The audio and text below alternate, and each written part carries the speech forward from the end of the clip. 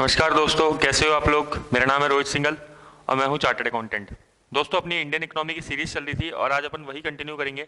इससे पहले अपन ने एक्सटर्नल सेक्टर पूरा डिटेल से डिस्कस किया था। आज अपन डिस्कस करने जा रहे हैं बैंकिंग। ठीक है, बैंकिंग के अंदर अपन टॉपिक डिस्कस करेंगे मॉनेटरी पॉलिसी। अपन ने इससे पहले ट्रेड पॉलिसी मतलब फॉरेन ट्रेड पॉलिसी डिस्कस करी थी और उससे पहले अपन ने फिजिकल पॉलिसी भी डिस्कस करी थी। टोटल 3 टाइप की पॉलिसी होती है और आज अपन मॉनेटरी पॉलिसी को भी डिस्कस कर देंगे पूरा का पूरा। ठीक है, अब मॉनेटरी पॉलिसी पहली बात तो होती क्या है, अपने सिलेबस में डायरेक्टली मेंशन्ड है। आरएस मेंस के अंदर monetary policy concept, objectives and instruments है ना, साफ साफ ये टॉपिक मेंशन्ड है। इंडियन इकोनॉमी के अंदर आप देख लेना, मेंस के अंदर है ना, दे रखा है। एक सेकंड, चलिए देखो, मॉनेटरी पॉलिसी मतलब होती है कि जो आरबीआई डिसाइड करता है ना, मेन वहां का सेंट्रल बैंक डिसाइड करता है।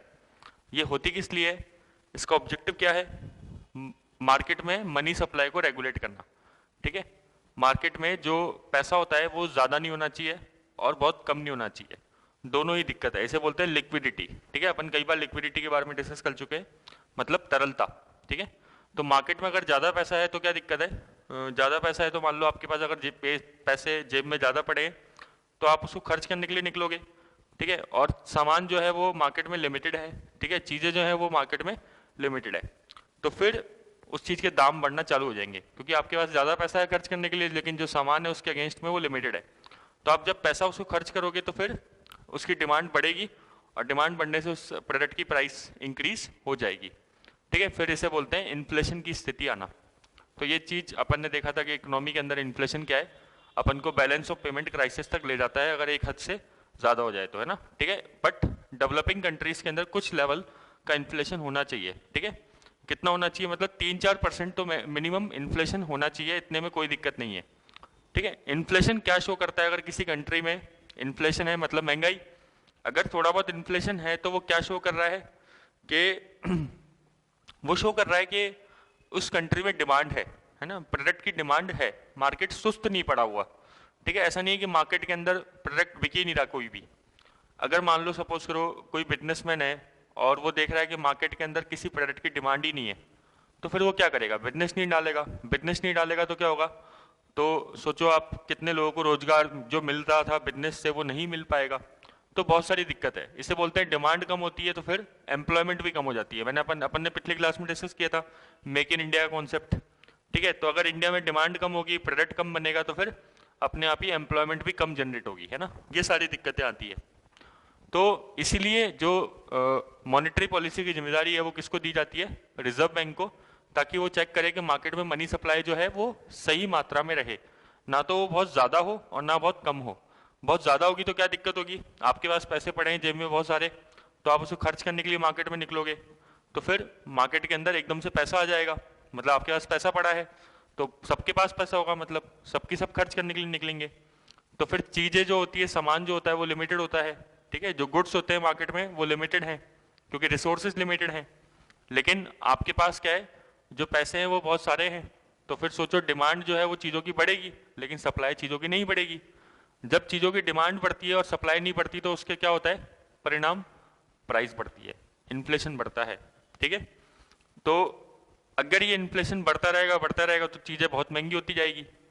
चीज़ें बहुत महंगी होती जाएगी तो कई लोगों के चीज़ें बस की बाहर हो जाएगी, केवल वही पर्सन वो चीज़ें खरीद पाएगा जिसके पास वो पेइंग कैपेसिटी है। ठीक है, हर कोई वो चीज़ नहीं खरीद पाएगा। सोचो डायमंड इतना महंगा क्यों है। ठीक है, डायमंड इतना महंगा इसलिए क्योंकि डायमंड की जो सप्लाई है वो लिमिटेड है। अगर डायमंड हर गली के अंदर मिलना लग जाए, हर घर के अंदर उसका प्रोडक्शन होने लग जाए, तो डायमंड के रेट क्या हो जाएंगे, गिर जाएंगे। लेकिन डायमंड बहुत ही कम जगहों पे मिलता है, अफ्रीका में मिलता है और भी बहुत कम जगहों पे मिलता है। तो इसलिए जब उसकी सप्लाई लिमिटेड है तो फिर उसके जो प्राइस होंगे वो अपने आप क्या है, ज़्यादा होते हैं। ठीक है, क्योंकि डिमांड ज़्यादा है। लेकिन आप देखते हो कि डिमांड जो वो डायमंड जो है हर पर्सन तो नहीं खरीद पाता ना, क्लियर क्या। लेकिन डायमंड असेंशियल गुड्स नहीं है, इसलिए अपन को डायमंड से कोई दिक्कत नहीं है। लेकिन अगर वही चीज़ पेट्रोल हो, तो पेट्रोल तो एक असेंशियल कमोडिटी की तरह हो गया, हर कोई गाड़ी तो चलाएगा ही, तो पेट्रोल की जरूरत है ही। क्लियर क्या। अब अपन बात करते हैं, अगर मनी सप्लाई मार्केट में कम हो जाए तो क्या होगा। अगर मार्केट में मनी सप्लाई कम होगी तो फिर प्रोडक्शन कम होगा। समझ में आ गया, प्रोडक्शन कम होगा तो फिर एम्प्लॉयमेंट कम होगी। ठीक है, एम्प्लॉयमेंट कम होगी तो वैसे भी फिर दिक्कत है। ठीक है, मतलब ना तो मार्केट में मनी सप्लाई क्या होनी चाहिए, ज़्यादा होनी चाहिए, और ना मार्केट में मनी सप्लाई कम होनी चाहिए। ये कॉन्सेप्ट क्लियर है क्या? तो ये कॉन्सेप्ट क्लियर है तो आपको objective of money monetary supply समझ में आ जाएगा।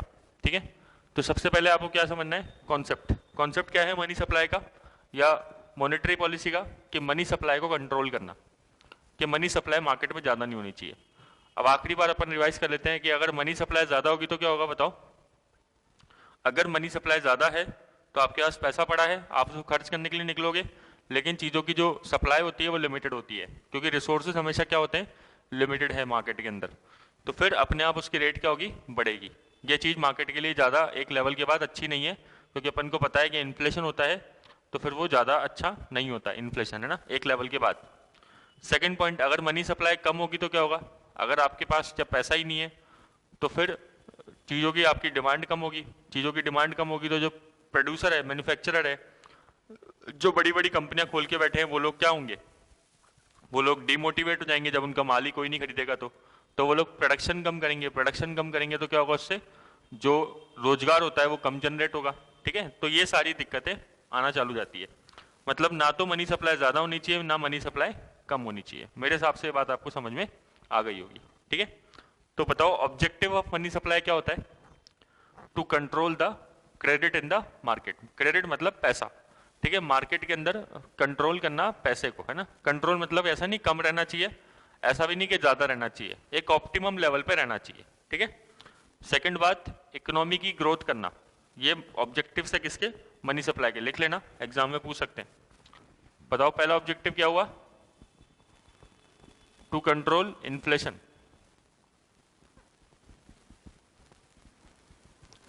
ठीक है, इन्फ्लेशन अपन अलग से बाद में टॉपिक भी पढ़ेंगे, पूरा का पूरा डिटेल करेंगे डिस्कशन के। सीपीआई क्या होता है, डब्ल्यूपीआई क्या होता है, इन्फ्लेशन क्यों होता है, कॉस्ट प्लस इन्फ्लेशन, है ना, ये सब चीजें अपन डिस्कस करेंगे। तो सबसे पहला ऑब्जेक्टिव क्या है मनी सप्लाई का, इन्फ्लेशन को कंट्रोल करना। सेकंड ऑब्जेक्टिव क्या है,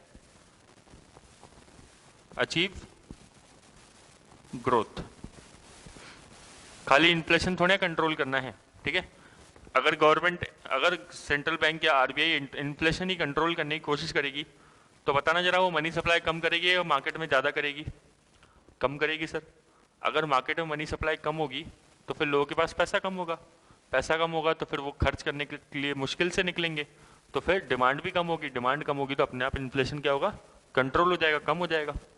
लेकिन अगर इन्फ्लेशन कम हो जाएगा बहुत ज़्यादा, तो मतलब ये भी चीज़ इकोनॉमी के लिए अच्छी नहीं है। क्यों? क्योंकि इन्फ्लेशन क्या शो करता है, क्या दिखाता है इकोनॉमी के अंदर, कि मार्केट में डिमांड है। ठीक है, तो अपन को क्या करना है, ग्रोथ भी तो अचीव करनी है, केवल ऐसा थोड़ा इन्फ्लेशन ही कंट्रोल करना है। तो ग्रोथ अचीव करने के लिए सबसे बढ़िया तरीका क्या है, थोड़ा बहुत इन्फ्लेशन मार्केट में होना चाहिए। ठीक है, तभी तो आप देखोगे ना, गवर्नमेंट ने मॉनेटरी पॉलिसी कमेटी को क्या टारगेट दे रखा है, इन्फ्लेशन को कितने से कितने के बीच में रखो, 2% से 6% के बीच में। गवर्नमेंट ने ये तो नहीं कहा ना कि इन्फ्लेशन 0% होना चाहिए, है ना, ऐसा तो नहीं कहा, होना ही नहीं चाहिए। क्यों? क्योंकि गवर्नमेंट खुद जानती है कि India is a developing country, और डेवलपिंग कंट्री के लिए इन्फ्लेशन होना बहुत जरूरी है, लेकिन एक पर्टिकुलर लेवल तक। कितना लेवल बताओ, 2 से 6% बहुत अच्छा है। अगर 1% है तो भी खराब है। समझ रहे हो आप क्यों खराब है? क्योंकि ये शो कर रहा है कि मार्केट के अंदर डिमांड ही नहीं है। ये कितनी खराब चीज है। ठीक है, तो हमेशा ध्यान रखना, ऐसा नहीं होता कि इन्फ्लेशन हमेशा खराब होता है, एक लेवल के बाद खराब हो जाएगा। अगर ये इन्फ्लेशन 8% 10% हो तो बेकार है, लेकिन अगर ये 3-4% है तो क्या दिक्कत है, कुछ भी दिक्कत नहीं है। तो ये शो कर रहा है कि आपकी कंट्री के अंदर, आपके देश के अंदर क्या है, चीज़ों की डिमांड है। ठीक है, चीज़ों की डिमांड है तो फिर अपन क्या कर रहे हैं, कंटिन्यूसली प्रोडक्शन करके उसको फुलफिल करने की कोशिश कर रहे हैं। ठीक है, क्लियर क्या? तो ये 2 ऑब्जेक्टिव आप याद रख लेना, ये इसको अपन को डिटेल में लिखना होगा। वैसे तो अभी अगर अपन बात करें तो अभी गवर्नमेंट ने केवल मनी सप्लाई, गवर्नमेंट ने केवल आरबीआई को एक ही टारगेट दे रखा है, इन्फ्लेशन कंट्रोल करना, और कोई टारगेट ही नहीं दे रखा। बोल रखा है मॉनेटरी पॉलिसी कमेटी को कि आप मॉनेटरी पॉलिसी इसी तरीके से डिजाइन करिए कि इन्फ्लेशन कंट्रोल रहे। ठीक है, तो पहला ऑब्जेक्टिव इन्फ्लेशन कंट्रोल करना, दूसरा ऑब्जेक्टिव ग्रोथ। अगर फिर भी आपको लिखना है तो आप लिख सकते हो टू स्टेबलाइज फॉरेन करेंसी या exchange rate, to stabilize exchange rate. मतलब $1 60 का है, तो अगर $1 75 का हो जाए तो ये अच्छी बात है, खराब है?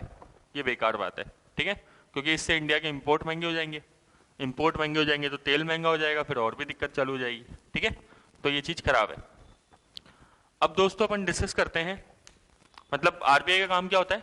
एक्सचेंज रेट को कंट्रोल करना, ठीक है ना, वो ज़्यादा हाथ से जा नहीं जाए बाहर, है ना, ठीक है, ना तो ज़्यादा कम हो ना ज़्यादा ज़्यादा हो। अपन ने पढ़ा था ना डेप्रिसिएशन और एप्रिसिएशन, याद होगा आपको, ठीक है, और अपन डिस्कस कर लेंगे इस क्लास के अंदर।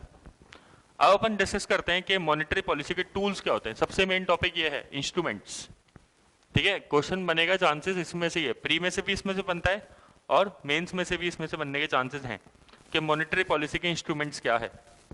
इंस्ट्रूमेंट दोस्तों दो तरह के होते हैं, एक तो होते हैं क्वांटिटेटिव और एक होते हैं क्वालिटेटिव। तो पहले अपन कौन से डिस्कस कर रहे हैं? क्वांटिटेटिव, मतलब जिसमें कोई परसेंटेज वगैरह हो इस तरीके से, तो वो क्वांटिटेटिव हुआ, ठीक है। तो पहले अपन एक बार क्वांटिटेटिव डिस्कस कर लेते हैं, क्वांटिटी वाले, फिर अपन क्वालिटी वाले डिस्कस कर लेंगे, ठीक है। अब सबसे पहला देखो क्या है, आपने सुना होगा नाम इसका, कैश रिजर्व रेशो। ये वो सारी चीजें हैं जो अपन ऑलरेडी प्री वगैरह में कभी ना कभी पढ़ते हैं, ठीक है। तो इतना ज़्यादा हार्ड टॉपिक्स नहीं है, बट कुछ एक टॉपिक्स आपको कॉन्सेप्चुअली समझने हैं, बस वो बात है मेन। तो इसका फुल फॉर्म क्या है? Cash reserve ratio. मैं तो आपको इसी तरीके से मानते हुए पढ़ाऊंगा कि आपने इसको कुछ भी नहीं पढ़ रखा अभी तक, है ना, आपका इसका बिल्कुल भी बेस नहीं है। कैश रिजर्व रेशो क्या होता है? देखो, आरबीआई कहती है बैंकों को कि कुछ पैसा बैंकों को आरबीआई के पास जमा कराना पड़ेगा, ठीक है। कितना परसेंट जमा कराना पड़ता है? 4% जमा कराना पड़ता है। तो मतलब अगर सपोज करो कोई बैंक है पंजाब नेशनल बैंक, तो पंजाब नेशनल बैंक के पास 1 लाख रुपए हैं, तो उसको 4% किसके पास जमा कराना पड़ेगा? मतलब 4,000 रुपए रिजर्व बैंक ऑफ इंडिया के पास जमा कराना पड़ेगा, ठीक है। अब ये 4% किसका होता है ये भी आपको एक बार जानना जरूरी है। अभी तो मैंने बोल दिया फटाफट 1 लाख, ये 4% किसका होता है? NDTL ये शब्द है, ये प्रीलिम्स का क्वेश्चन बन सकता है कि 4% या CRR का जो भी परसेंटेज है वो किसका होता है। ये परसेंटेज चेंज होती रहती है, फिक्स नहीं होता, ठीक है। मॉनेटरी पॉलिसी हर बार रिव्यू करती रहती है, ठीक है। मॉनेटरी पॉलिसी कमेटी बना रखी है सरकार ने एक, जिसमें 3 मेंबर्स तो आरबीआई के हैं और 3 मेंबर्स सेंट्रल गवर्नमेंट के, अपन ने डिस्कस किया था, ठीक है। नाम वगैरह मेंबर्स के बिल्कुल भी याद रखने की जरूरत नहीं है। तो 4% जो है एनडीटीएल का होता है। एनडीटीएल क्या होता है? एनडीटीएल की फुल फॉर्म होती है net demand and time liability. Net demand and time liability, इसको बोलते हैं एनडीटीएल। पहले तो ये बताओ, बैंक जो अपने पैसे जमा कराते हैं, अपन बैंक में पैसे जमा कराते हैं, तो बैंक के लिए बताओ वो लाइबिलिटी है एसेट है? सर बैंक के लिए तो वो लाइबिलिटी है। लाइबिलिटी क्यों है बताओ? क्योंकि बैंक को वो पैसे अपन को वापस कभी ना कभी रीपे करने पड़ेंगे, है ना। आप बैंक में पैसे जमा कराओ तो बैंक को पैसे आपको कभी ना कभी चुकाने पड़ेंगे, तो वो क्या है? लाइबिलिटी बैंक की। एक होती है डिमांड लाइबिलिटी। डिमांड लाइबिलिटी मतलब जब अपन बैंक से पैसे मांगेंगे तब बैंक को देने पड़ेंगे। सर ऐसे कब होता है? 1 मिनट, ऐसे होता है, एक तो डिमांड लाइबिलिटी के अंदर आता है करंट अकाउंट और एक होता है सेविंग अकाउंट, ठीक है, 2। और सर टाइम लाइबिलिटी क्या होता है? जिसमें पैसा फिक्स टाइम के लिए डिपॉजिट होता है। ऐसा नहीं कि बैंक से अपन जाए जब पैसा मांगा तब अपन को बैंक दे देगी। इसमें आता है एफडी फिक्स डिपॉजिट और आरडी। आरडी मतलब रेकरिंग डिपॉजिट,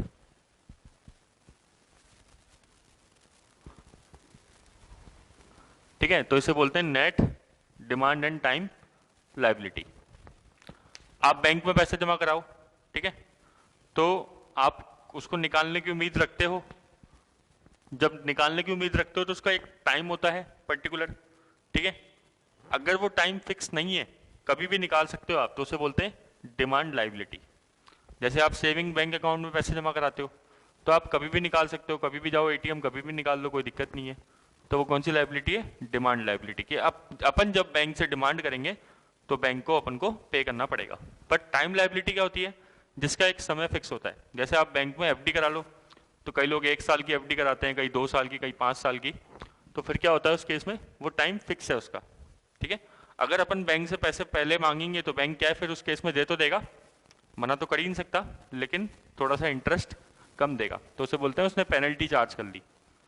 आरडी क्या होती है, मान लो आप कहीं पे नौकरी करते हो, सपोज करो 10,000 रुपये पर महीने आते हैं आपके पास, आप बैंक में ना पैसे जमा कराते हो हर महीने फिक्स, मान लो 2,000 रुपीज़ हर मंथ जमा कराते जाओ, उसमें से 10,000 में से निकालते निकालते तो 2,000 रुपये आए आपके पास, बैंक में आपने जमा करा दिए, ठीक है। जैसे ही आए फिर बैंक में जमा करा दिए, एक महीने की फिक्स तारीख मान लिया आपने 1 तारीख, और 1 तारीख को आप बैंक में हर महीने 2,000 रुपये जमा करा रहे हो, ठीक है। और आपने ऐसे 2 साल तक किया, फिर 2 साल बाद कितने रुपए जमा हो गए आपके, 24,000, 24 नहीं 48, हाँ 48, 48,000 जमा हो जाएंगे। 2,000 इंटू 12 तो 1 साल के 24,000, और 24 इंटू 2 साल के 48,000, 48,000 बैंक में जमा हो गए। प्लस उस पर आपको क्या मिल जाएगा, इंटरेस्ट भी मिल जाएगा, ब्याज भी मिल जाएगा, तो आपकी कमाई हो गई नहीं हो गई, हो गई, ठीक है। तो ये आरडी होता है। जब मैं स्कूल में पढ़ता था, अपने स्कूल टाइम पे नहीं, जब हम सीए कर रहे थे तो हमें सीए से एक स्टाइफंड मिलता है, ठीक है। स्टाइफंड मतलब जो सीए के यहाँ पे काम सीखने के जो पैसे मिलते हैं स्टूडेंट को, तो वो स्टाइफंड मिलता था कितने रुपये, 2-2,500 रुपये महीने का मिलता था। तो उसमें से हम 1,000 रुपये महीना इसमें जमा करा देता मैं आरडी के अंदर, है ना। तो पंजाब नेशनल बैंक में एक अकाउंट खुलवा दिया आरडी, हर महीने 1,000 रुपये जमा करा लो, तो फिर इससे सेविंग होती रहती थी, ये था। लेकिन उसका एक टाइम फिक्स है, ठीक है। तो कुल मिला के बात यह है कि बैंकों को क्या करना पड़ता है, इस डिमांड एंड टाइम लायबिलिटी का 4% किधर जमा कराना पड़ता है, आरबीआई के पास, ठीक है, क्लियर। अब मैं आपसे एक इम्प्लीकेशन पूछता हूं इस चीज की, ठीक है। मान लो बैंक ने 5% कर दिया, आरबीआई ने बोला भाई बैंक को अब तुम्हें 4 की जगह कितना परसेंट जमा कराना पड़ेगा, 5%। तो उससे बताओ क्या फर्क पड़ेगा। अब मैं पूछ रहा हूं आज से इसका इफेक्ट कि मार्केट में इन्फ्लेशन का क्या इफेक्ट पड़ेगा, इन्फ्लेशन बढ़ेगा कि कम होगा। क्वेश्चन समझ में आ गया क्या। मैं आपसे क्या पूछ रहा हूं कि अभी सीआरआर कितना चल रहा है, 4%। अब कल को मॉनेटरी पॉलिसी कमेटी ने डिसाइड किया कि सीआरआर कितना होना चाहिए, 5%। तो मैं आपसे पूछ रहा हूं इन्फ्लेशन बढ़ेगा कि कम होगा, आप क्या आंसर देंगे इसका। अब अपन सोचते हैं इसको ना, देखो भाई, पहले बैंक 4%, मान लो 1,00,000 रुपए डिमांड एंड टाइम लायबिलिटी था बैंक के पास, डिपॉजिट्स थे, ठीक है। उसका 4%, 4,000 रुपए किसको जमा करा देती थी, आरबीआई को। तो बैंक के पास, मतलब कोई भी नॉर्मल बैंक के पास कितने रुपए बचते होंगे लोन देने के लिए, 96,000। अभी आप ये मानो कि और कोई रिक्वायरमेंट नहीं है, बस केवल 96,000 बैंक के पास बचे हैं, आगे कुछ भी कोई रिक्वायरमेंट नहीं है जो बैंकों को फुलफिल करनी है।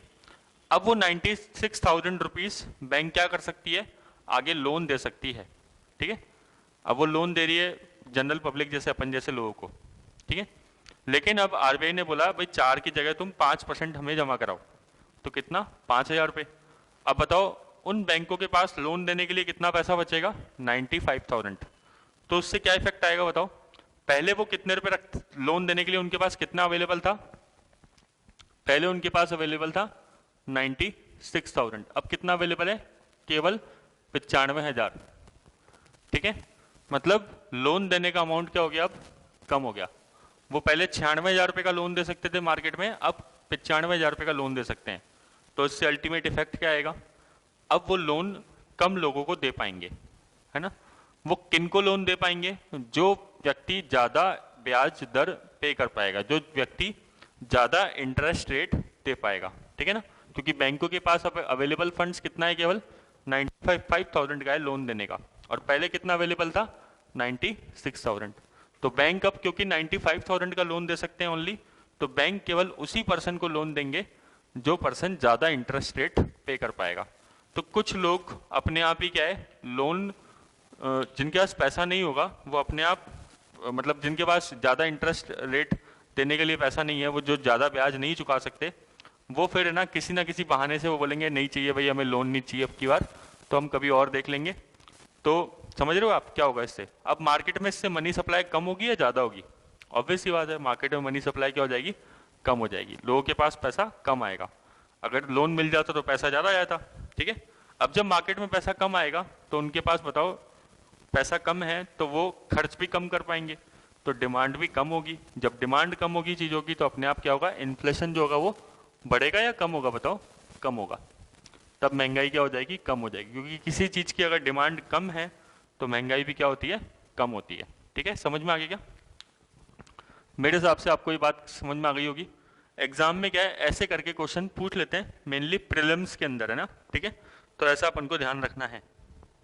अब मेंस के अंदर तो यही पूछ सकते हैं डायरेक्टली कि बताओ सीआरआर का क्या मतलब है, तो अपन को पता होना चाहिए। ठीक है ना, ऐसे टॉपिक छोड़ने नहीं है, क्योंकि दिक्कत क्या है, साफ साफ लिखा हुआ है इंस्ट्रूमेंट ऑफ मॉनेटरी पॉलिसी। अब कल को अपने एग्जाम में मेंस में पूछ ले, बताओ क्वांटिटेटिव इंस्ट्रूमेंट्स बताओ मॉनेटरी पॉलिसी के। अब कई लोग क्वांटिटेटिव पढ़ लेते हैं लेकिन क्वालिटेटिव नहीं पढ़ते, तो एग्जाम में डायरेक्टली क्वालिटेटिव पूछ ले तो क्या करेंगे, छोड़ के आएंगे क्या? नहीं। ठीक है, अब अपन सेकंड टॉपिक पे आते हैं। तो सीआरआर समझ में आ गया। सीआरआर क्या होता है, जो पैसा बैंक्स को, अपन बैंक है ना, एक एग्जांपल लेते हैं, पंजाब नेशनल बैंक का, है ना, यही बार बार नाम ले लेता हूं मैं, है ना, वरना फिर आप बैंक और आरबीआई में कंफ्यूज हो जाओगे, है ना। मैं बैंक बोलूंगा आप सोचोगे आरबीआई बोल रहे हैं क्या, मैं आरबीआई बोलूंगा, है ना, आरबीआई में तो फिर तो कोई दिक्कत ही नहीं है ना।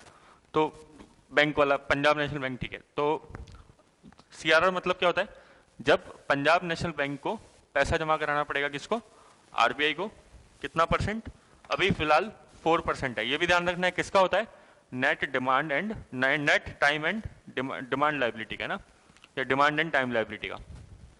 अगला टॉपिक आता है एसएलआर, इंपॉर्टेंट पॉइंट है, स्टैट्यूटरी लिक्विडिटी रेशो।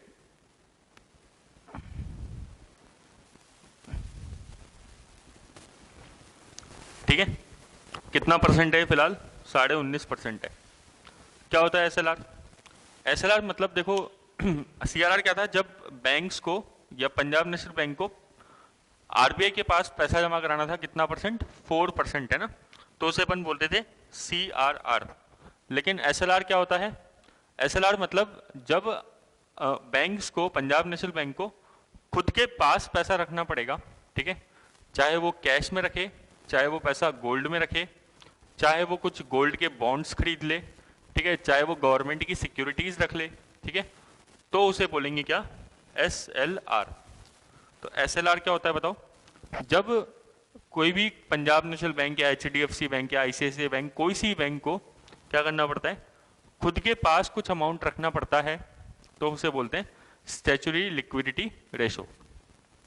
ठीक है, maintain by bank with itself. किस किस में रख सकते हैं बताओ, जीसैक। जीसैक मतलब क्या होता है, गवर्नमेंट सिक्योरिटीज। ठीक है, तो स्टैच्यूटरी लिक्विडिटी रेशो क्या है, आप मतलब कैश भी रख सकती है बैंक अपने पास, गवर्नमेंट सिक्योरिटीज भी रख सकती है, और गोल्ड भी रख सकती है, और गोल्ड की जगह गोल्ड के बॉन्ड्स भी रख सकती है। आपने सुना होगा गोल्ड बॉन्ड्स भी आते हैं, डिस्कस करना है वैसे अपन को गोल्ड बॉन्ड्स। कई स्कीम होती है, gold monetization scheme, sovereign gold bond, है ना, ऐसे करके स्कीम्स होती है गवर्नमेंट की गोल्ड से रिलेटेड। तो एसएलआर समझ में आ गया। अच्छा, अब आपके माइंड में आएगा सर एसएलआर करते क्यों हैं। देखो, बैंक का काम क्या होता है, बैंक लोगों से पैसे लेती है और बैंक उसके बदले लोन उसको चढ़ा देती है ना, लोगों को लोन चढ़ा देती है। और बैंक किस तरीके से इनकम कमाती है ना, मान लो आप बैंक में जाओगे, आपको 100 रुपये बैंक ने आपसे 100 रुपये लिए, और 100 रुपये लेने के बाद बैंक ने वो 100 रुपये किसी एक्स पर्सन को दे दिए, लोन चढ़ा दिए, है ना। तो उस एक्स पर्सन से बैंक को कुछ ब्याज मिला, उस ब्याज में से आप कुछ ब्याज दे दिया, और बीच में जो बैंक को है वो प्रॉफिट हो गया। यही काम होता है बैंक का। ठीक है, ब्याज देने का, लेने का, और फिर बीच में प्रॉफिट कमाने का, यही काम होता है बैंक का। लेकिन अगर मान लो सपोज करो बैंक ने, आपने बैंक को पैसा दिया, ठीक है, और बैंक ने उसको लोन पे चढ़ा दिया, लेकिन कल को आपको एकदम से जरूरत पड़ी, आपने बोला बैंक मुझे पैसा वापस चाहिए मेरा, ठीक है, तो बैंक तो उस केस में चक्कर में आ जाएगी ना, क्योंकि उस पर्सन को बैंक ने मान लो लोन दे दिया 5 साल के लिए, लेकिन आपने जो बैंक में पैसा जमा कराया वो है डिमांड लाइबिलिटी वाला, करंट अकाउंट वाला या सेविंग अकाउंट वाला। समझ रहे हो, करंट अकाउंट जो बिजनेसमैन खुलवाते हैं, सेविंग अकाउंट भी है ना, ठीक है, कोई भी पर्सन नॉर्मल नौकरी वोकरी करने वाले सबके सेविंग अकाउंट ही होते हैं। तो फिर उस केस में बैंक तो चक्कर में आ जाएगी, बैंक बोलेगी यार हम उस पर्सन से कैसे मांगे पैसे, हमने तो उसको 5 साल के लिए लोन दिया था, और लेकिन आपको भी पैसे देना जरूरी है, सही बात है, क्योंकि आपने तो हमें पैसा जो जमा कराया है वो डिमांड लाइबिलिटी के नाम से जमा कराया है, मतलब कभी भी हमें देना पड़ेगा जब आप मांगेंगे। तो उस केस में मतलब फिर अगर आप बैंक के पास जाएंगे तो बैंक मतलब लोगों का तो फिर बैंक से भरोसा ही उठ जाएगा।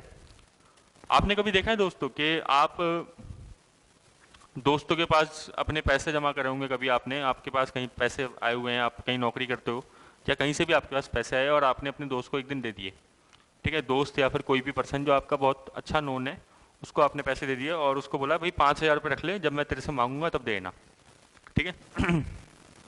एक दिन आपको उस पैसे की ज़रूरत पड़ी, आप उसके पास गए, लेकिन उसने बोला यार मेरे पास है नहीं, देख मैंने किसी और को दे दिए या मैंने यहाँ पे लगा रखे हैं और मेरा लॉस हो गया, कुछ भी उसने बोला, तो फिर आपके मन में एकदम से आता है यार ये तो क्या हुआ, मतलब मैंने इसको बोला था कि मैं इसको मतलब तेरे से कभी पैसे ले सकता हूँ।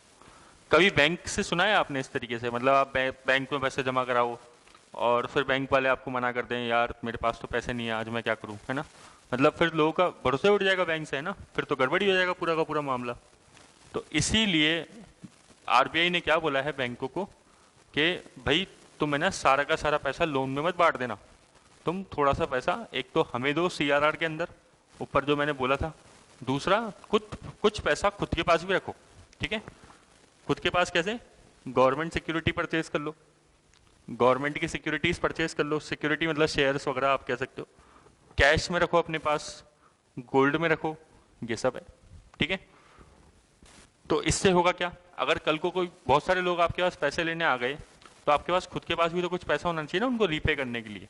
अगर सर फिर भी नहीं कर पाए तो, क्योंकि बहुत सारा इसके बाद भी तो 19.5% तो चलो बैंक ने एसएलआर मेंटेन कर दिया, 4% सीआरआर हो गया, तो आप देख रहे हो क्या स्थिति होगी, जरा बताना जरा। पंजाब नेशनल बैंक के पास 1,00,000 रुपए आए थे टोटल, ये किसने दिए थे 1,00,000 रुपए, ये राम ने दिए थे, ठीक है। अब राम एक पर्सन है ऐसी, ठीक है, इमोशनल मत हो जाना। तो पंजाब नेशनल बैंक जो है उसके पास 1,00,000 रुपए थे, एक सेकंड। तो पंजाब नेशनल बैंक के पास 1,00,000 रुपए आए, एक्स से आए, राम से आए, किससे भी आए, ठीक है। और पंजाब नेशनल बैंक को बताओ खुद के पास कितने पैसे रखने पड़ेंगे, उसमें से 19,500 रुपए, 19.5% है ना ये, तो बैंक खुद के पास रखेगा 19,500। इधर आरबीआई बैठा है, पंजाब नेशनल बैंक आरबीआई को कितना देगा बताओ, 4,000 रुपये। किस नाम से देगा 4,000 रुपये बताओ, सर सीआरआर नाम से देगा, कैश रिजर्व रेशो नाम से, और एसएलआर के फॉर्म में कितना रखा, 19,500 खुद के पास रख लिया, है ना। अब आप तो मुझे बताओ जरा, ये 20,000 मान लो, 20 + 4 कितना हो गया, 24,000, एग्जाम्पल ले लो, 24,000 रुपये हो गए या 23,500 हो गए। अब 1,00,000 में से 24,000 माइनस करो, कितना बचा, 76,000। तो पंजाब नेशनल बैंक के पास तो लोन देने के लिए अब कितने पैसे बचे हैं, केवल 76,000 ही तो बचे हैं। क्यों, क्योंकि उसने सोचो आप क्या क्या किया, एक तो पैसा एसएलआर में जमा करा दिया, एक पैसा सीआरआर में रख लिया, तो फिर तो कम हो गया ना पैसा, ठीक है। एक आपको मजे की बात और बताते हैं जरा, यहाँ पे इंपॉर्टेंट बात क्या है, जो पंजाब नेशनल बैंक सीआरआर के अंदर पैसा जमा करा रही है ना आरबीआई को, आरबीआई उस पर ब्याज भी नहीं देती, आरबीआई उस पर ब्याज नहीं देती है। ये बैंकों को बड़ा अखरता है, बैंक बड़ा बोलते रहते हैं आरबीआई से, पंजाब नेशनल बैंक हमेशा कहता रहता है आरबीआई से भाई मैं पैसे जमा करा रहा हूँ आप पे, 4,000 रुपये आपने कंपलसरी कर रखा है, तो मुझे ऐसा करो कम से कम इस 4,000 रुपये ब्याज तो दो, क्योंकि जो राम ने मुझे 1,00,000 रुपये दिए थे मुझे उस पर पूरे पे ब्याज देना पड़ेगा, ठीक है। राम को थोड़ा बोलूंगा मैं कि भाई वो मैं सीआरआर मेंटेन करता हूँ, एसएलआर मेंटेन करता हूँ, ये वो फलाना, वो तो मेरे से ब्याज मांग रहा है सीधा सीधा, तो ये बात होती है। लेकिन फिर भी आरबीआई कह रही नहीं नहीं नहीं देंगे, नहीं देंगे, ब्याज नहीं देंगे हम, है ना, ठीक है, ये बात है। क्लियर क्या, चलो अब एक और एसएलआर में आप मजे की बात समझो। एसएलआर में गवर्नमेंट ने क्या बोला, मतलब आरबीआई ने क्या बोला कि तुम गवर्नमेंट सिक्योरिटीज में भी पैसा रख सकते हो, है ना, गवर्नमेंट सिक्योरिटी खरीद लो। तो इससे बताओ अगर कभी गवर्नमेंट को लोन की जरूरत है, गवर्नमेंट को आपको पता है पैसे की जरूरत पड़ती रहती है, गवर्नमेंट का हमेशा फिस्कल डेफिसिट रहता है, अपन ने पढ़ा था पिछली वाली क्लास में, खर्चा ज्यादा इनकम कम, आमदनी अठन्नी, खर्चा रुपया, है ना। तो बताओ अब गवर्नमेंट को हमेशा पैसे की जरूरत पड़ती रहती है, अब आरबीआई देखो कितनी समझदार है, या गवर्नमेंट कितनी समझदार है, आरबीआई ने क्या बोला, चलो एसएलआर तुम्हें मेंटेन करना है ना, तो तुम उसमें गवर्नमेंट सिक्योरिटी परचेज कर लो। गवर्नमेंट सिक्योरिटी परचेज करोगे तो इससे क्या होगा बताओ, it help in funding to the government, इससे क्या होगा, गवर्नमेंट को पैसा मिलने लग जाएगा, मिल रहा है नहीं मिल रहा, तो गवर्नमेंट के जो खर्चे थे वो पूरे होने चाहिए थे, फिस्कल डेफिसिट वाले, आपको याद होगा खर्चे ज़्यादा हैं, इनकम कम है, तो गवर्नमेंट लोन लेती है। तो गवर्नमेंट लोन ले रही है तो हो रहा है ना गवर्नमेंट का काम, लोन मिल रहा है ना गवर्नमेंट को। समझ रहे हो क्या आप? इंपॉर्टेंट चीज़ है, कॉन्सेप्चुअल है, ठीक है। It help in funding to the government, government को पैसे मिलेंगे नहीं मिलेंगे? जब पंजाब नेशनल बैंक एसएलआर की रिक्वायरमेंट को फुलफिल करने के लिए गवर्नमेंट की सिक्योरिटी खरीदेगा, तो खरीदेगा किससे? पैसे किसके पास जाएंगे? कुल मिला के आरबीआई के थ्रू पैसे जाएंगे अल्टीमेटली गवर्नमेंट के पास। तो गवर्नमेंट को जो पैसे चाहिए थे वो रिक्वायरमेंट हो रही है ना गवर्नमेंट की, तो पूरी, ये इंपॉर्टेंट बात है, ठीक है। अब अपन आते हैं किस टॉपिक पे? बैंक रेट पे। मेरे हिसाब से 2 पॉइंट समझ में आ गए, सीआरआर एसएलआर, ठीक है। सीआरआर के अंदर बैंक जो है पैसे आरबीआई के पास जमा कराती है, लेकिन एसएलआर के अंदर खुद के पास रखते हैं। जरूरी नहीं है पैसे ही रखने हो, गोल्ड वोल्ड cash government securities gold deposit bonds ऐसी कई चीजें होती है वो सारी रख सकते हैं। थर्ड पॉइंट आते हैं बैंक रेट। बैंक रेट मतलब आरबीआई जिस रेट पे लोन देती है किसको? पंजाब नेशनल बैंक को, लॉन्ग टर्म लोन। एलटीएल मतलब क्या होता है? लॉन्ग टर्म लोन देती है, ठीक है। और वो भी बिना कुछ गिरवी रखे, तो उसे बोलते हैं बैंक रेट। बैंक रेट मतलब बताओ, आरबीआई जिस रेट पे क्या करती है? बैंकों को लोन देती है, ठीक है, लॉन्ग टर्म, बिना कोई कोलेटरल लिए हुए। कोलेटरल क्या होता है? बिना कोई चीज गिरवी रखे हुए, ठीक है। जब कोई चीज गिरवी नहीं रखते तो उसे, जब कोई चीज गिरवी रखते हैं तो उसे बोलते हैं कोलेटरल, ठीक है। तो बताओ बैंक, मतलब आपको लगेगा आरबीआई कितनी अच्छी है, नहीं? कि आरबीआई क्या कर रही है? बैंकों को, पंजाब नेशनल बैंक को लोन दे रही है, और वो भी बिना किसी गिरवी रखे हुए कोई चीज को, तो उसे बोलते हैं बैंक रेट, जिस रेट पे लोन देती है आरबीआई। क्लियर क्या? चलो अब आते हैं इंपॉर्टेंट टॉपिक, जो है बहुत ज्यादा इंपॉर्टेंट टॉपिक, एग्जाम में पूछता है ये कई बार, रेपो रेट, ठीक है। इन टॉपिक में से मेंस में से क्वेश्चन बन सकता है, और प्रीलिम्स में तो ये बहुत इंपॉर्टेंट हमेशा रहते ही हैं। रेपो रेट, रेपो रेट क्या होता है? जिस रेट पे आरबीआई क्या करती है? बैंकों को लोन देती है। कौन सा लोन? लॉन्ग टर्म लोन नहीं है ये, शॉर्ट टर्म लोन है,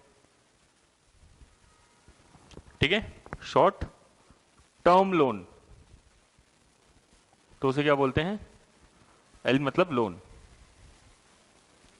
बस आप तो ये समझो, आरबीआई जिस रेट पे लोन देती है बैंकों को, कोई भी बैंक, जैसे Punjab National bank, HDFC bank है ना, आईसीआईसीआई बैंक, इन सबको जब लोन देती है तो उस रेट को बोलते हैं रेपो रेट।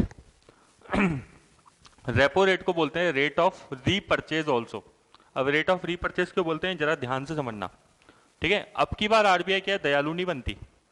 अब की बार आरबीआई ये नहीं बोलती कि भाई कुछ सिक्योरिटी मत दो। पहले बैंक रेट में तो क्या हुआ था, ना कोई चीज गिरवी रखे आरबीआई ने लोन दे दिया था बैंकों को, है ना। अब देखो, ध्यान से देखना क्या हो रहा है। आरबीआई लोन देगी किसको? बैंकों को, लेकिन ये लोन है ही नहीं। ये लोन क्यों नहीं है, देखना जरा। क्योंकि बैंकों को अपनी सिक्योरिटीज, जो बैंकों के पास कुछ ना कुछ सिक्योरिटी पड़ी होती है, हो सकता है गवर्नमेंट की सिक्योरिटी बैंक ने कभी ना कभी खरीद रखी हो, तो बैंक ने जो गवर्नमेंट की सिक्योरिटीज पड़ी है बैंकों के पास, खुद के पास कभी ना कभी खरीदी होगी बैंकों ने, बैंक को जब आवश्यकता पड़ी है पैसों की, तो बैंक उस सिक्योरिटी को क्या कर रही है? पहले बेच रही है, सेल द सिक्योरिटीज। बैंक जब सिक्योरिटीज को बेचेगी आरबीआई को, तो बताओ बैंकों को पैसा मिलेगा नहीं मिलेगा? सर बिल्कुल मिलेगा। तो जो बैंकों को पैसा मिलेगा वो बैंक क्या बोलते हैं? ये एक तरीके से, ये हमें जिस रेट पे पैसा मिलेगा बैंकों को, उसे बोलेंगे रेपो रेट। क्या मतलब है इसका, और डिटेल समझो। ये जो पंजाब नेशनल बैंक है, इसके पास 1 लाख रुपए की सरकारी सिक्योरिटीज पड़ी थी। इस 1 लाख की सिक्योरिटी को, सरकारी सिक्योरिटी को आरबीआई को बेच दिया बैंक ने, है ना, पंजाब नेशनल बैंक ने आरबीआई को दे दिया। क्यों दे दिया? क्योंकि पंजाब नेशनल बैंक को पैसे की आवश्यकता थी शॉर्ट टर्म के लिए, ना, छोटे टाइम के लिए, मान लो 2 महीने के लिए, 4 महीने के लिए, ऐसे टाइम के लिए आवश्यकता थी। लेकिन अभी बेच तो दिया, अब रेपो रेट वर्ड, रेट क्यों यूज किया, ये इंपॉर्टेंट टर्म है। जब ये पंजाब नेशनल बैंक आरबीआई को ये सिक्योरिटीज बेचेगी, तो पंजाब नेशनल बैंक और आरबीआई में एक और एग्रीमेंट होगा कि इस पंजाब नेशनल बैंक को आरबीआई से ये सिक्योरिटीज वापस परचेज करनी पड़ेगी, और जिस रेट पे परचेज करेगी उसे बोलेंगे रेपो रेट, जितनी रेट ज्यादा पे। अभी रेपो रेट कितनी चल रही है? 6.5%, ठीक है। क्या होगा, अभी पंजाब नेशनल बैंक ने वो सिक्योरिटी कितने की बेची आरबीआई को? 1 लाख की। अब पंजाब नेशनल बैंक जिस टाइम की सिक्योरिटी बेच रहा था आरबीआई को, उसी टाइम एक एग्रीमेंट करेगा और आरबीआई उस एग्रीमेंट के तहत पंजाब नेशनल बैंक को वो सिक्योरिटीज वापस बेच देगा, या ये कह लो पंजाब नेशनल बैंक उस सिक्योरिटीज को आरबीआई से खरीद लेगा। और कितने में खरीदेगा? 1,06,500 के अंदर। समझ में आ रहा क्या या नहीं आ रहा? अब आप एक चीज और समझो, देखो ध्यान समझो, ठीक है। आपके पास एक अच्छी सी चीज बताता हूं मैं, आपके पास एक बढ़िया चीज रखी है, ये डस्टर रखा है ना, ठीक है, ये डस्टर है, ठीक है। आपके पास ये डस्टर रखा है और आप ये डस्टर मुझको 100 रुपये में बेच देते हो, ठीक है, आपको आवश्यकता है, ये आपका डस्टर है, आपके पास रखा हुआ है और आपको 100 रुपये की आवश्यकता है, तो 100 रुपये में बेच देते हो, ठीक है। लेकिन अपन ने ये भी एग्रीमेंट कर लिया बेचते समय, जब आपने मेरे को बेचा, आपके पास पैसे आ गए होंगे बेचते टाइम पे, है ना। अपन ने ये भी एग्रीमेंट कर लिया उसी टाइम पे कि आप मुझसे डस्टर वापस खरीदोगे, ठीक है। कितने में खरीदोगे? 106 रुपये में खरीद लोगे। तो मैं आपको 1 महीने बाद, मान लो 1 महीने बाद, ये डस्टर रियल में आपको 106 में बेच दूंगा। तो आप जरा बताना, तो फिर उस टाइम आप जब खरीदोगे तो आपके पास से पैसे जाएंगे नहीं जाएंगे? जाएंगे। तो जरा बताओ, आपके पास बेचते समय स्टार्टिंग में जब आपने बेचा था ये डस्टर, जब आपको पैसे की आवश्यकता थी, तब आपके पास कितने रुपए आए थे? 100 रुपये। 1 महीने बाद आपको कितने रुपए देने पड़ेंगे इस डस्टर को वापस खरीदने के लिए मुझसे? 106 रुपये। तो बताना जरा, आपको कुछ नुकसान हुआ या नहीं हुआ? आपने ये डस्टर बेचा कितने में था मुझे? 100 रुपये में। लेकिन आप जब वापस खरीदने आ रहे हो मुझसे ये डस्टर, तो मैं आपको कितने में दूंगा? ये 106 में। तो आपके जेब से बताओ कितने रुपए लग गए? सोचो आप, 6 रुपये एक्स्ट्रा लग गए ना। ये रेट कौन सी रेट होती है? Repo rate. समझ में आया क्या? लोग बाग रेपो रेट को केवल इतना से समझते हैं, दिक्कत ये है लोग रेपो रेट को केवल इतना समझ लेते हैं कि आरबीआई जिस रेट पे शॉर्ट टर्म लोन देता है वो रेपो रेट होती है। ये बात बिल्कुल सही है, लेकिन इसका मैकेनिज्म इंपॉर्टेंट होता है, वो समझना जरूरी है। आरबीआई लोन दे रहा है, लेकिन किस तरीके से दे रहा है? पहले बैंक, पंजाब नेशनल बैंक अपनी सिक्योरिटीज को किसको बेच रहे हैं? आरबीआई को, ठीक है। मान लो 1 लाख रुपए में बेच दिया, लेकिन उसी दिन सेम डे ये एग्रीमेंट भी कर रहे हैं, ये एक कॉन्ट्रैक्ट भी कर रहे हैं। क्या कॉन्ट्रैक्ट कर रहे हैं? कि हम वापस आरबीआई से सिक्योरिटी परचेस कर लेंगे। और कितने में परचेस करेंगे बताओ? 1,06,500 में परचेस करेंगे, ठीक है। तो इससे बताओ आरबीआई को प्रॉफिट होगा नहीं होगा? आपको नहीं लग रहा प्रॉफिट हो रहा है? आरबीआई को कितने का प्रॉफिट होगा? आरबीआई को प्रॉफिट होगा 6,500 रुपए का। होगा नहीं होगा? 1 लाख रुपए पे हो जाएगा ना। यही तो बात है ना, आरबीआई इसी तरीके से तो प्रॉफिट कमाता है, ठीक है। आरबीआई ऊपर जब बैंक रेट थी तो उससे भी प्रॉफिट कमा रहा था, क्योंकि बैंक रेट क्या होती है? जिस रेट पे आरबीआई लोन देता है लॉन्ग टर्म बैंकों को, पंजाब नेशनल बैंक जैसे बैंकों को, तो उससे भी प्रॉफिट कमा रहा है। अब इस प्रॉफिट, इतना सारा बैंक, जब RBI reserve Bank of India profit कमाएगा तो रिजर्व बैंक ऑफ इंडिया के पास क्या जनरेट हो जाएंगे? रिजर्व्स। कितने रुपए के रिजर्व जनरेट हो जाएंगे? आपको पता है रिजर्व बैंक ऑफ इंडिया के पास करीबन 10 लाख करोड़ रुपए के रिजर्व पड़े हैं इस टाइम पे, इन सब जगहों से प्रॉफिट कमा कमा के। और इस पे नजर किसकी होती है फिर? सेंट्रल गवर्नमेंट की। सेंट्रल गवर्नमेंट बोलती है, अरे आरबीआई तुमने तो अच्छा खासा प्रॉफिट कमा रखा है, 10 लाख करोड़ रुपए रखे हैं तुम्हारे पास, लाओ इसमें से ऐसा करो 2-3 लाख करोड़ हमें दे दो, 1.5 लाख करोड़ हमें दे दो, ठीक है, 1,46,000 करोड़ हमें दे दो, ठीक है। समझ में आया क्यों कह रही है वो? क्योंकि उनको पता है कि आरबीआई के पास क्या है, इतना सारा प्रॉफिट पड़ा हुआ है। और ये कोई चीज छुपी हुई थोड़ी होती है। आरबीआई के जो अकाउंट्स होते हैं उसमें जो प्रॉफिट एंड लॉस अकाउंट बनता है, प्रॉफिट एंड लॉस अकाउंट मैंने आपको बताया था जब अपन ने फाइनेंशियल स्टेटमेंट पढ़े थे, तो प्रॉफिट एंड लॉस अकाउंट में बिल्कुल साफ साफ लिखा है कि आरबीआई के पास कितने रुपए प्रॉफिट हर साल होता है। और आरबीआई के अंदर इन्वेस्ट किसने कर रखा है? मेजर सबसे बड़ा इन्वेस्टर कौन है? गवर्नमेंट, सरकार। तो सरकार बोलती है भाई हम तुम्हारे शेयर होल्डर है, तुम जो प्रॉफिट कमा रहे हो उसमें से डिविडेंड दो हमें। लेकिन आरबीआई बोलती है हम डिविडेंड देंगे लेकिन कम देंगे, 30,000 करोड़ देंगे, 15,000 करोड़ देंगे, 20,000 करोड़ देंगे। लेकिन गवर्नमेंट बोल रही नहीं नहीं नहीं, 2-3 लाख करोड़ दे दो, तुम 9-10 लाख करोड़ का रिजर्व्स बना के बैठे हो, इतना सारा डिविडेंड तुम्हारे पास पड़ा है, इतना सारा प्रॉफिट पड़ा है, उसका करोगे क्या? क्लियर क्या? तो ये एक इशू है इस टाइम पे जो सेंट्रल गवर्नमेंट और आरबीआई के बीच में चल रहा है। अब इसके इशू के लिए कमेटी बिठा दी गई है। रिसेंटली अभी बोर्ड मीटिंग हुई थी कि भाई अब ये कमेटी डिसाइड करेगी कि कितना % बांटना चाहिए रिजर्व बैंक ऑफ इंडिया को डिविडेंड के रूप में सेंट्रल गवर्नमेंट को। क्लियर क्या? तो मेरे हिसाब से रेपो रेट अपन को क्लियर हो गया होगा। ठीक है, फिर भी कोई दिक्कत आए तो पूछ लेना। तो भाई मैकेनिज्म इंपॉर्टेंट है। तो इसमें हो क्या रहा है कि reserve Bank of India commercial banks, मतलब जो नॉर्मल बैंक्स हैं, पंजाब नेशनल बैंक, वो पहले रिजर्व बैंक को सिक्योरिटी बेचेंगे और उसी टाइम पे हाथों हाथ एग्रीमेंट कर लेंगे कि मुझे सिक्योरिटीज वापस से परचेज करनी है, और वो भी महंगे रेट पे। ठीक है, तो इससे कुछ उन बैंकों का, पंजाब नेशनल बैंक का कुछ एक्स्ट्रा पेमेंट होगा, उस एक्स्ट्रा पेमेंट को बोलते हैं रेपो रेट। क्लियर क्या? Very important topic next, reverse repo rate. Reverse repo rate. एक दिन क्या हुआ कि पंजाब नेशनल बैंक के पास एक्स्ट्रा पेमेंट पड़ा था, बहुत सारा पंजाब नेशनल बैंक के पास एक्स्ट्रा पैसे पड़े थे। ठीक है, और वो पंजाब नेशनल बैंक से कोई पैसे उधार ले नहीं रहा था, है ना। ठीक है, सबने बोला हमारे पास भी, सबके पास पैसे पड़े हुए हैं। तो पंजाब नेशनल बैंक बोल रहा है यार मेरे पास पैसे पड़े हुए हैं, तो मैं क्या करूँ इसका। ठीक है, पड़े पड़े आपको पता है पैसे का ब्याज भी नहीं मिलता, घर पे पैसा पड़ा है तो फिर कोई मतलब नहीं है, इससे बढ़िया बैंक में हो तो ब्याज भी मिलेगा। ठीक है, तो पंजाब नेशनल बैंक ने सोचा मैं ये पैसा किधर जमा करा देता हूँ, आरबीआई को।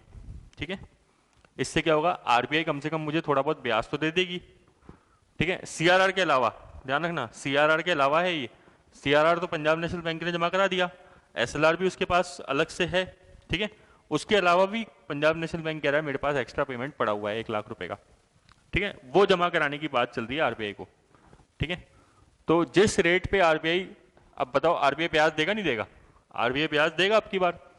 आरबीआई जिस रेट से ब्याज देगा उसे बोलेंगे रिवर्स रेपो रेट। ठीक है, अब इसका तरीका समझो। ठीक है, पहले तो सिंपल तरीका क्या है, सिंपल तरीका तो यह है कि बैंक के पास एक्स्ट्रा पेमेंट पड़ा है, उन्होंने एक्स्ट्रा पेमेंट किसको दे दिया, आरबीआई को दे दिया। अब ये मत बोलना कि आरबीआई अब की बार जो बैंक है वो लोन दे रहा है आरबीआई को, अच्छा नहीं लगता है ना ये कहना कि छोटा सा बैंक है पंजाब नेशनल बैंक, वो आरबीआई जैसे बड़े संस्थान को क्या दे रहा है, लोन दे रहा है। तो इतना अच्छा कहना, इतना सही नहीं, मतलब इतना गलत कहना सही नहीं लगता। तो अपन क्या कहेंगे कि बैंकों के पास जब एक्स्ट्रा फंड्स इकट्ठे हो जाते हैं तो बैंक अपनी मर्जी से आरबीआई को क्या बोलते हैं, लो भाई हमारे से पैसा ले लो और हमें थोड़ा सा ब्याज दे दो। ये कहना ठीक है। क्लियर क्या? So here banks are parking their surplus funds to Reserve Bank of India. ठीक है, अब मैकेनिज्म क्या है, तरीका क्या है, वो समझना इंपॉर्टेंट है। ठीक है, अब की बार बैंक क्या करेगा, अपनी कुछ सिक्योरिटीज जो है, मतलब आरबीआई की सिक्योरिटीज वो खुद खरीद लेगा। ठीक है, क्योंकि बैंक के पास मान लो कितने रुपए पड़े हैं, 1 लाख रुपए। आरबीआई के पास क्या पड़े है बताओ, सिक्योरिटीज। ये आरबीआई के पास पड़ी है सिक्योरिटीज, बहुत सारी सिक्योरिटीज पड़ी है आरबीआई के पास। बैंक के पास 1 लाख रुपए पड़े हैं आरबीआई, पंजाब नेशनल बैंक के पास। पंजाब नेशनल बैंक इस 1 लाख रुपए को लेके जाएगा आरबीआई के पास, और पंजाब नेशनल बैंक जो आरबीआई से ये सिक्योरिटीज परचेज कर लेगा। अब बताना तो जरा, सिक्योरिटीज किसके पास चली जाएगी, इस पंजाब नेशनल बैंक के पास आ जाएगी, और आरबीआई के पास क्या आ जाएंगे, पैसे आ जाएंगे। तो बताओ क्या हुआ, बैंकों ने, पंजाब नेशनल बैंक ने जो सरप्लस पैसा पड़ा था वो किसको दे दिया, आरबीआई को दे दिया। ठीक है, लेकिन उसी दिन एक और एग्रीमेंट होगा। क्या एग्रीमेंट होगा कि बैंक जो है बाद में अपने पास जो सिक्योरिटीज पड़ी है उसको किसी ना किसी दिन क्या करेंगे, आरबीआई को बेच भी देंगे। ठीक है भाई, कुल मिला के बैंकों ने पैसा जमा कराया आरबीआई को, बैंक कभी ना कभी निकालेंगे ना उस पैसे को, नहीं निकालेंगे हैं? आपको नहीं लगता किसी कोई पर्सन ने बैंक, आप किसी बैंक में पैसे जमा कराते हो तो आप निकालते हो ना वापस पैसे, तो ऐसे यहाँ पे हुआ। बैंकों ने, पंजाब नेशनल बैंक ने पैसा पड़ा था एक्स्ट्रा उसके पास, उसने पैसा जमा किसको करा दिया, आरबीआई को जमा करा दिया। अब इस बैंक को कभी ना कभी पैसा की जरूरत पड़ेगी, तो ये बैंक कभी ना कभी पैसे निकालेगा। तो कैसे निकालेगा, ये पंजाब नेशनल बैंक जो सिक्योरिटीज है ये वापस किसको बेच देगा, आरबीआई को बेच देगा, आरबीआई को बेच देगा। ठीक है, और फिर पैसा निकाल लेगा। तो बताना तो जरा, पहले कितने में पंजाब नेशनल बैंक ने सिक्योरिटी खरीदी थी, ये सिक्योरिटीज जो पंजाब नेशनल बैंक के पास आज पड़ी हुई है ये खरीदी थी 1 लाख रुपए में, और पंजाब नेशनल बैंक जब इस आरबीआई को सिक्योरिटीज बेचने जाएगा तो ये बेच रहा है मान लो 1,06,500 रुपये में, ठीक है। तो उससे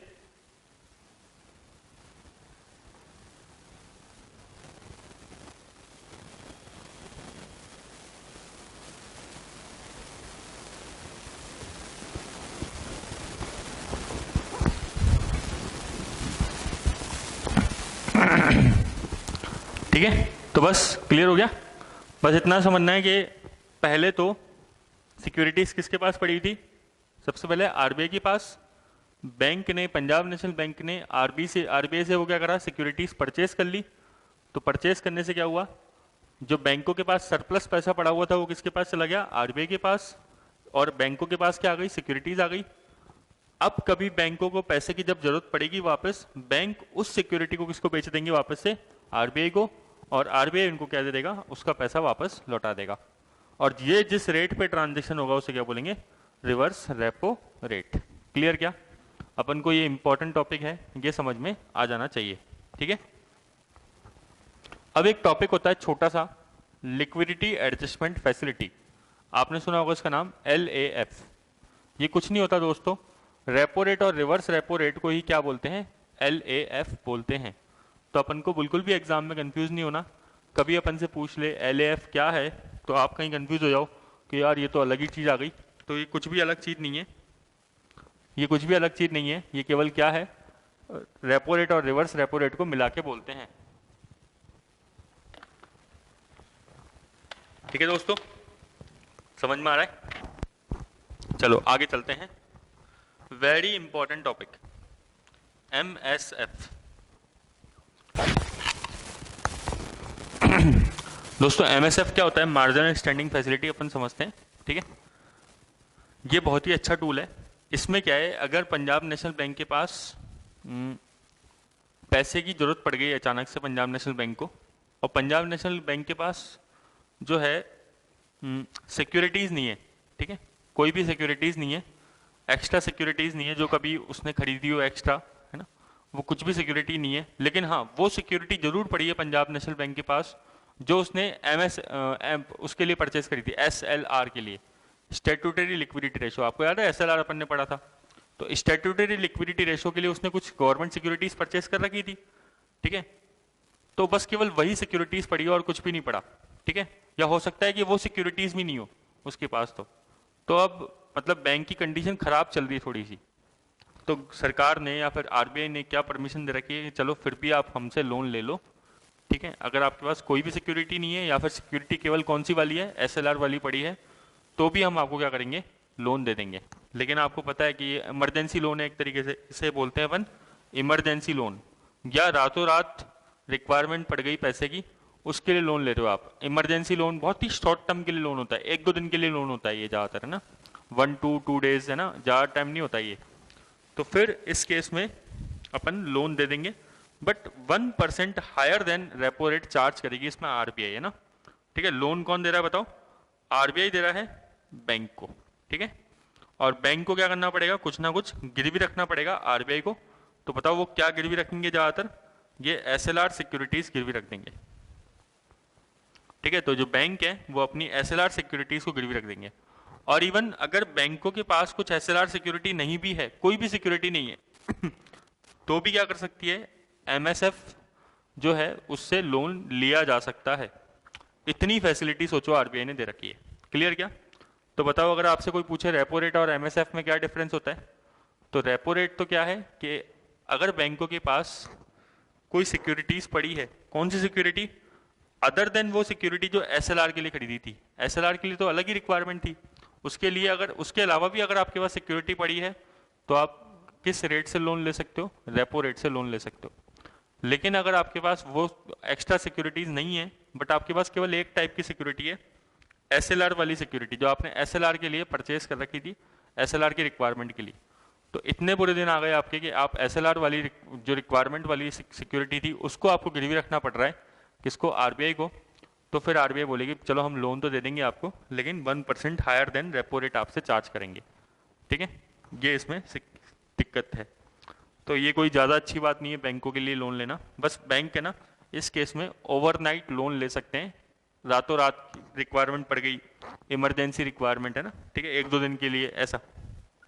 और कितना परसेंट लोन ले सकते हैं ये भी गवर्नमेंट ने फिक्स कर रखा है, आरबीआई ने फिक्स कर रखा है। 1% ऑफ देयर NDTL, मतलब केवल 1% ही लोन लिया जा सकता है, ज़्यादा लोन नहीं ले सकते, ठीक है। Net demand and time liability का क्लियर क्या। अब अपन आते हैं किस पे, एक टॉपिक पे जिसे बोलते हैं ओपन मार्केट ऑपरेशंस। अब अपन आते हैं किस पे, ओपन मार्केट ऑपरेशंस पे। दोस्तों ओपन मार्केट ऑपरेशंस क्या होता है कि जिसमें आरबीआई क्या कर रही है, सिक्योरिटीज बेच रही है। कौन सी सिक्योरिटीज, गवर्नमेंट सिक्योरिटीज सेल कर रही है या फिर परचेज कर रही है। क्यों, ताकि मार्केट में जो मनी सप्लाई है उसका लेवल बरकरार रहे, ठीक है। मार्केट में मनी सप्लाई कम हो जाए, ज्यादा हो जाए, तो आरबीआई ऐसा करती है।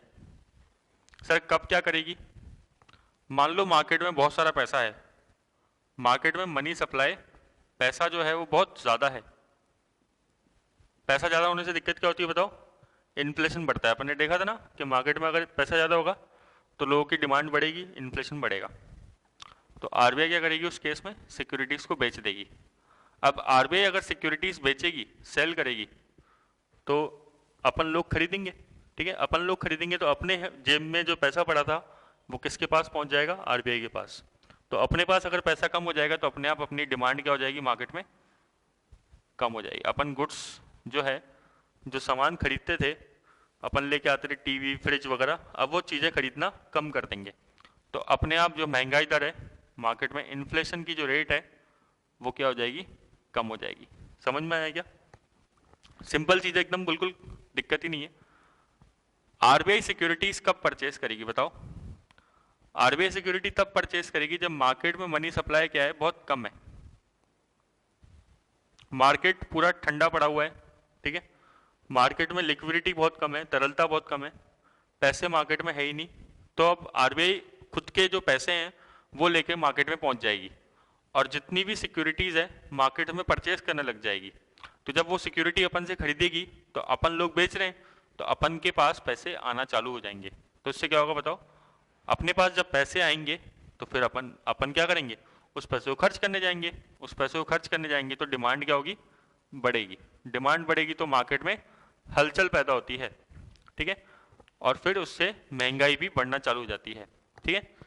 तो समझ में आ गया ओपन मार्केट ऑपरेशंस क्या होता है, कि आरबीआई क्या कर रही है, मार्केट में परचेज कर रही है सिक्योरिटीज या सेल कर रही है in open market to regulate the money supply in the market, ताकि मनी सप्लाई जो है मार्केट के अंदर एक लेवल तक बरकरार रहे। इस स्कीम को बोलते हैं स्टेरलाइजेशन, स्टेरलाइजेशन, ठीक है। और ओपन मार्केट ऑपरेशन को शॉर्ट में क्या बोलते हैं, OMO। क्लियर क्या, ये इंपॉर्टेंट टॉपिक है, समझ में आ गया। तो अपन से पूछ सकता है मेंस के अंदर, बताओ what is open market operations, तो अपन को पता होना चाहिए। अब ऐसे ही दोस्तों क्या होता है, एक मार्केट स्टेरलाइजेशन स्कीम होती है, ये इंपॉर्टेंट स्कीम है एक, है ना। ये सारी चीजें टॉपिक सारे के सारे इंपॉर्टेंट है, ठीक है। ये इंपॉर्टेंट इसलिए है क्योंकि डीमोनेटाइजेशन के बाद इसको यूज किया गया है।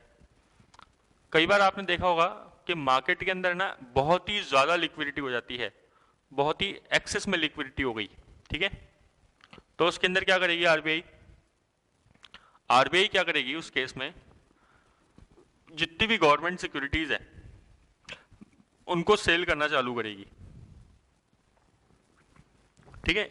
इसमें मार्केट स्टेरलाइजेशन स्कीम में आरबीआई जो है वो सिक्योरिटीज किसको बेचेगी, बैंक्स को,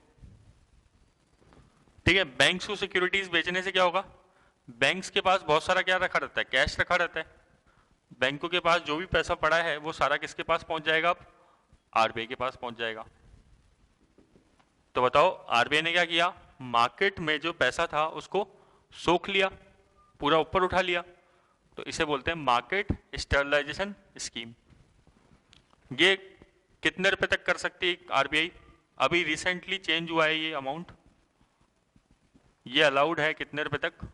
आरबीआई ऐसा कर सकती है 6 लाख करोड़ रुपए तक कर सकती है। आरबीआई 6 लाख करोड़ तक मार्केट में पैसा निकाल सकती है। ठीक है, इसमें केवल ध्यान रखना आरबीआई केवल सेल कर रही है सिक्योरिटीज। ठीक है, ओपन मार्केट ऑपरेशन और मार्केट स्टेबलाइजेशन स्कीम में डिफरेंस क्या है कि ओपन मार्केट ऑपरेशन में परचेज भी कर सकती है और सेल भी कर सकती है, और रेगुलरली कभी भी आरबीआई करती है ना कोई भी काम मार्केट में मनी सप्लाई रेगुलेट करने के लिए, तो ओपन मार्केट ऑपरेशंस कहते हैं उसे। ठीक है, लेकिन मार्केट स्टेबलाइजेशन स्कीम तो आज तक केवल 2 ही बार हुआ है जिसमें आरबीआई हद ही मतलब बहुत ही ज्यादा अमाउंट की लिक्विडिटी एब्जॉर्ब कर लेती है। ऐसा 2 बार कब हुआ? एक तो हुआ 2004 में और एक हुआ अपना 2016 के अंदर। 2016 में कब हुआ? जब अपना डिमोनेटाइजेशन हुआ था, नोटबंदी हुई थी, तब हुआ था। कैसे? जैसे ही डिमोनेटाइजेशन हुआ अपन सबने अपना सारा पैसा किधर जमा करा दिया? बैंक के पास। अब बताओ, पंजाब नेशनल बैंक के पास बहुत सारा पैसा पड़ा हुआ होगा। ठीक है, उससे पंजाब नेशनल, ऐसे जितने भी इंडिया के बैंक है सबके पास बहुत सारा पैसा आ गया। ठीक है, तो फिर आरबीआई ने क्या किया उस टाइम पे? वो सारा का सारा पैसा खुद के पास लाने के लिए आरबीआई ने जितनी भी सिक्योरिटीज थी अपने पास सब की सब, मतलब बहुत सारी सिक्योरिटीज किसको बेच दी? उन बैंक्स को बेच दी। तो फिर बैंकों ने जब सिक्योरिटी खरीदी तो बैंकों को पैसा देना पड़ा, और बताओ अपना पैसा बैंकों के थ्रू किसके पास पहुंच गया? आरबीआई के पास पहुंच गया, और आरबीआई ने बहुत सारा पैसा अपने पास जमा कर लिया। ठीक है, इसे बोलते हैं मार्केट स्टेबलाइजेशन स्कीम। ठीक है, तो मार्केट में एब्जॉर्ब करने के लिए सरप्लस लिक्विडिटी है ना, ये आरबीआई ने किया। ठीक है, जब आरबीआई इस तरीके का काम करती है तो आरबीआई को इस पे क्या देना पड़ता है? ब्याज देना पड़ता है। ठीक है, इस केस में जैसे सीआरआर में ब्याज नहीं देना पड़ता ना, लेकिन मार्केट स्टेबलाइजेशन स्कीम में ब्याज आपको देना पड़ेगा। अच्छा, और अपन और जाने दो मार्केट स्टेबलाइजेशन स्कीम के बारे में। 2004 में ऐसा क्यों हुआ था? 2004 में ना इंडिया में बहुत सारा एफडीआई आया था। ठीक है, मतलब बाहर से पैसा आने लग गया। ठीक है, एफडीआई, एफआईआई, ये सब जम के इंडिया में आया। तो इससे क्या हुआ? $1 जो 60 रुपए का था वो कितने तक का पहुंच गया? 40-45 रुपए तक का पहुंच गया। एक एग्जाम्पल है ना, तो आप ये समझ लो कि $1 60 रुपए का 40-45 तक पहुंच गया। बताओ इसे क्या बोलेंगे? एप्रिसिएशन ऑफ रुपीज या डेप्रिसिएशन ऑफ रुपीज? सर ये तो एप्रिसिएशन ऑफ रुपीज हो गया। ठीक है, इसे क्या बोलते हैं? Appreciation of rupees. ठीक है, तो बताना जरा इससे किसको फायदा होगा, किसको नुकसान होगा? इंपोर्टर को क्या होगा? इंडिया एक इंपोर्टिंग कंट्री है, तो इंडिया के इंपोर्टर को फायदा होगा, नुकसान होगा? सर ये तो फायदा दिख रहा है। पहले $1 आप 60 रुपए का खरीदते थे, अब $1 कितने का खरीदोगे? 45 का। तो इंपोर्टर को तो फायदा होगा, लेकिन नुकसान किसको होगा? एक्सपोर्टर को। ठीक है, क्योंकि एक्सपोर्टर जब पहले $1 का माल बेचता था बाहर तो उसको 60 रुपए मिल रहे थे, अब वो $1 का माल बेचेगा बाहर तो उसको कितने रुपए मिलेंगे कन्वर्ट होने के बाद? 45 रुपए। तो एक्सपोर्टर इस केस में परेशान हो जाएगा, तो इससे इंडिया का एक्सपोर्ट क्या होगा? कम हो जाएगा, फिर वही फॉरेन करेंसी का इनफ्लो कम हो जाएगा, तो करंट अकाउंट डेफिसिट वाली स्थिति आ जाती है। तो आरबीआई ने क्या किया इस टाइम पे? आरबीआई ने ऐसा हो क्यों रहा है बताओ? क्योंकि ये सारा का सारा ये गिरा क्यों रेट डॉलर का? क्योंकि बहुत सारा बाहर का पैसा इंडिया में आ गया, फॉरेन करेंसी बहुत ज्यादा आ गई। अब ये अच्छी बात है, लेकिन एक्सपोर्ट कम होना भी अच्छी बात नहीं है। ठीक है, ये भी दिक्कत है। तो आरबीआई ने इस केस में क्या किया? मार्केट में जो भी एक्स्ट्रा फॉरेन करेंसी पड़ी थी ना उसको खरीदा। समझ में आ रहा है? मार्केट में क्या पड़ी होगी? फॉरेन करेंसी पड़ी होगी। ये आरबीआई है, आरबीआई ने फॉरेन करेंसी को परचेज कर लिया। लेकिन आरबीआई ने जब फॉरेन करेंसी परचेज करी, कैसे परचेज करी? आरबीआई ने रुपीस खर्च करे होंगे इसके लिए। अब इससे मार्केट में क्या बढ़ गए? इंडियन रुपीस बढ़ गए। ठीक है, मतलब एक समस्या खत्म हुई, दूसरी आ गई।